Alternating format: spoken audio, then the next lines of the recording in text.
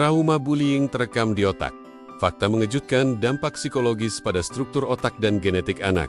Anda mungkin berpikir bahwa bullying hanya menyakiti perasaan korban. Namun, tahukah Anda bahwa stres akibat bullying dapat meninggalkan bekas permanen pada struktur otak dan ekspresi gen korban? Trauma masa kecil yang diakibatkan oleh bullying ternyata tidak hanya berdampak secara emosional, tetapi juga secara biologis. Bagaimana perubahan pada otak ini terjadi? Apa saja efeknya terhadap perkembangan anak? Simak fakta mengejutkan ini dalam video dokumenter kami.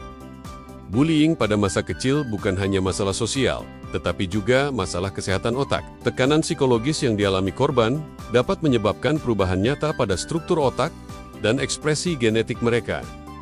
Bagaimana mungkin pengalaman buruk di masa kanak-kanak dapat meninggalkan bekas yang begitu mendalam pada otak? Video ini akan mengungkap bagaimana trauma terekam secara biologis dan bagaimana kita bisa membantu korban pulih.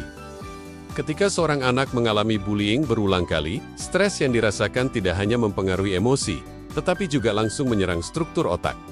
Pada masa perkembangan, otak anak sangat plastis dan mudah terpengaruh oleh lingkungan. Paparan stres kronis dapat menghambat perkembangan normal dan bahkan menyebabkan kerusakan pada bagian otak tertentu. Hipokampus, bagian otak yang penting untuk memori dan regulasi emosi, ternyata sangat rentan terhadap efek hormon stres, terutama kortisol. Pada korban bullying, kadar kortisol yang tidak normal menyebabkan hipokampus menyusut, mengakibatkan gangguan pada kemampuan mengingat dan mengatur emosi, terutama dalam situasi stres. Amigdala berfungsi sebagai pusat pemrosesan ketakutan dalam otak. Pada korban trauma, amigdala menjadi hiperaktif, menyebabkan reaksi berlebihan terhadap rangsangan yang sebenarnya netral.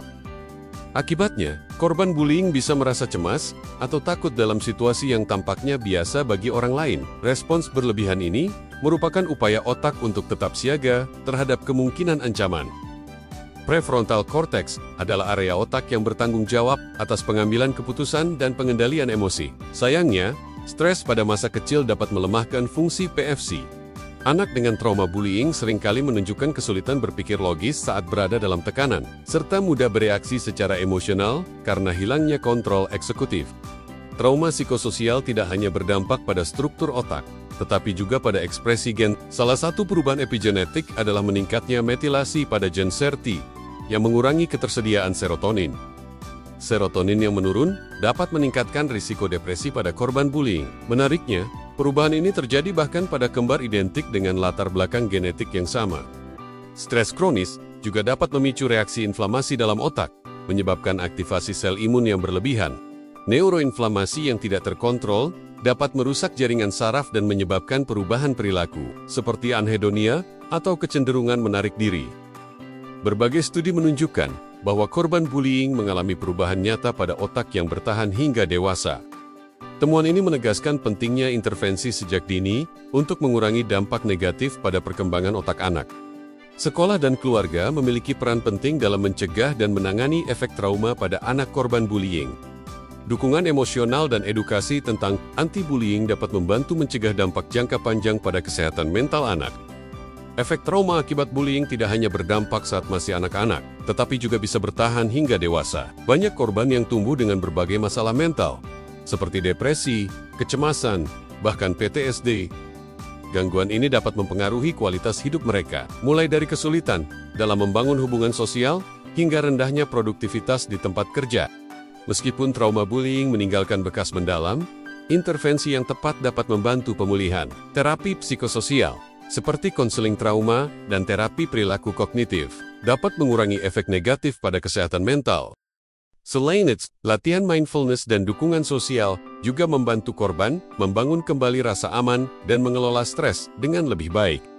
Otak manusia memiliki kemampuan luar biasa untuk beradaptasi, yang dikenal sebagai neuroplastisitas. Melalui stimulasi positif, otak korban bullying dapat pulih sebagian dari kerusakan struktural.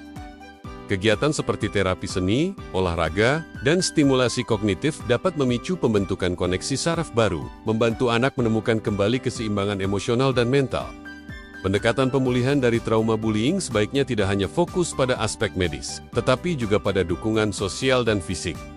Melibatkan keluarga, komunitas, dan lingkungan sekolah dalam proses pemulihan memberikan dampak yang lebih besar dalam membangun kembali kepercayaan diri korban.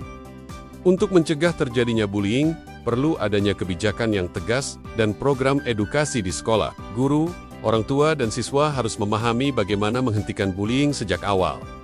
Dengan edukasi yang berkelanjutan tentang empati, keberagaman, dan menghargai perbedaan, kita dapat mencegah terbentuknya lingkungan yang toksik bagi anak-anak.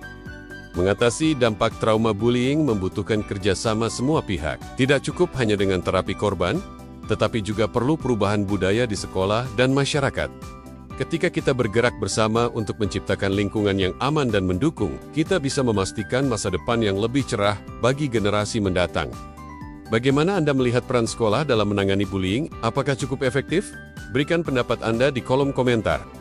Bagikan video ini agar lebih banyak orang tahu tentang dampak buruk bullying pada otak. Bersama, kita bisa menciptakan lingkungan yang lebih aman bagi anak-anak.